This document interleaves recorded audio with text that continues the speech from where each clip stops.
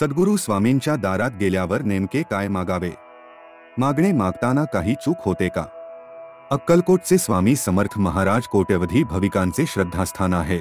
नित्यनियमाने स्वामींच्या दर्शनासाठी जाणाऱ्या भक्तांची संख्या मोठी आहे. दररोज कोट्यवधी घरांमध्ये स्वामींचे पूजन केले जाते. राज्यासह देशविदेशात स्वामींचे मठ मंदिरे आहेत. या मठात जाऊन स्वामींचे दर्शन घेणे, स्वामींच्या आरतीला उपस्थित राहणे, गुरुवारी विशेष करून स्वामींचे दर्शन, पूजन, नामस्मरण करणे असा अनेकांचा संकल्प असतो. स्वामींच्या मठात किंवा स्वामींच्या मंदिरात जाऊन नतमस्तक झाल्यावर प्रत्येक जण काही ना काहीतरी मागणे मागत असतो. आपल्या अडचणी, समस्या, गहाणी स्वामींकडे मांडत असतो. त्यातून मुक्तता मिळावी, दिलासा मिळावा यासाठी स्वामींची करुणा भाक्त असतो. स्वामींची कृपा व्हावी, स्वामींनी गहाणे ऐकून मदतीला धावून यावे असे भाविक मागत असतात. परंतु स्वामींच्या दारात गेल्यानंतर, स्वामी चरणी नतमस्तक झाल्यानंतर ब्रह्मांडनायक सद्गुरू परमेश्वराकडे नेमके काय मागावे हेच अनेकांना कळत नाही, समजत नाही. सद्गुरूच्या अर्थात श्री स्वामी समर्थ महाराजांच्या दारात गेल्यावर नेमके काय मागावे याचा विचार अनेकदा आपण करत नाही.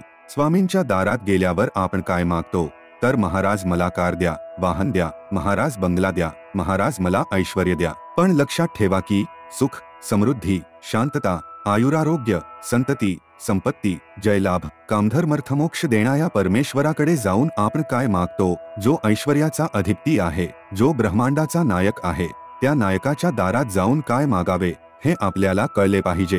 परमेश्वराकडे खरेच काय मागायचे असेल, म्हणावे की सुख दे. सुख मागितले की त्यात सगळे आले. सुख मागत असताना परमेश्वराला सांगा की असे सुख दे की ज्या सुखात तू सदैव आमच्या सोबत असशील. परमेश्वर आपला गुरु आपल्या सोबत असेल तर दुःखाच्या काट्यांवरून चालून मनुष्य सुखाच्या पर्वतापर्यंत पोहोचू शकतो, हे लक्षात ठेवावे. स्वामी सदैव पाठराखण करत असतात. पाठराखण करत असताना स्वामी सदैव आमच्या सोबत राहा हे मागा. स्वामी नक्कीच आपली पाठराखण करतील असे सांगितले जाते.